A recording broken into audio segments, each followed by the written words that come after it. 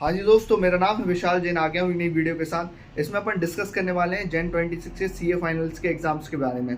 तो जैन 26 के CA finals के एग्जाम्स के बारे में डिस्कस, ओवरऑल रिव्यू देखेंगे कि डीटी का पेपर, आईडीटी का पेपर और आईबीएस का पेपर कैसा रहा और बच्चों को क्या डिफिकल्टी देखने को मिली और इससे अपन फ्यूचर में क्या सुधार कर सकते हैं जिससे हमारे आगे के पेपर में कभी हम गलती ना करें और आगे और अच्छा सुधार कर सकते हैं। तो डीटी का पेपर जो था ना, एमसीक्यूज पोर्शन थे वो it was difficult. Conceptual clarity चाहिए आपको उस क्वेश्चंस को सॉल्व करने के लिए।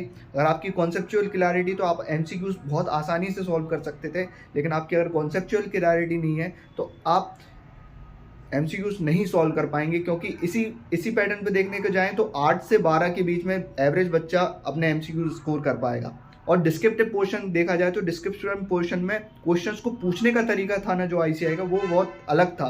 जो प्रीवियस अटेम्प्ट में जो डायरेक्ट क्वेश्चंस पूछ लेती थी आईसीआई, वो वैसा नहीं पूछा उन्होंने।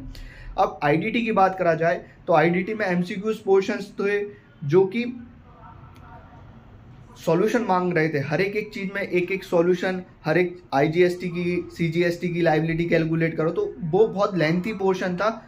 हाँ, आप कह सकते हैं कि इजी थे एमसीक्यूज, मतलब not a easy, average kind of MCQs are there. और डिस्क्रिप्टिव पोर्शन देखा जाए तो descriptive portion it was difficult because ऐसे रिमोट एरियाज से उन्होंने पूछा है कि जो बच्चे आसानी से पढ़ते नहीं है, आसानी से सॉल्व नहीं कर सकते, ऐसे क्वेश्चंस उन्होंने पूछे। अब आते हैं आईबीएस का पेपर हॉरेबल था। हर बच्चा, एक बच्चा कह रहा था कि मैं तो 2 घंटे तक, 1-1.5 घंटे तक कुछ लिख ही नहीं पाया, मेरे को समझ ही नहीं आ रहा था मैं कैसे इस पेपर को लिख दूं। तो आप देख सकते हैं कि इस बार जो आईसीआई ने पेपर पूछे वो बहुत धमाकेदार, बहुत खतरनाक पूछे हैं, तो बच्चों को ये डिफिकल्टी देखने को मिली है।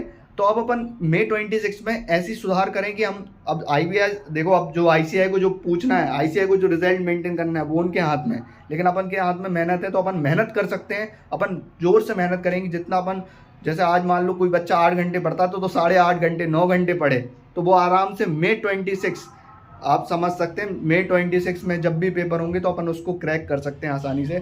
थैंक यू गाइस, लाइक करें, सब्सक्राइब करें।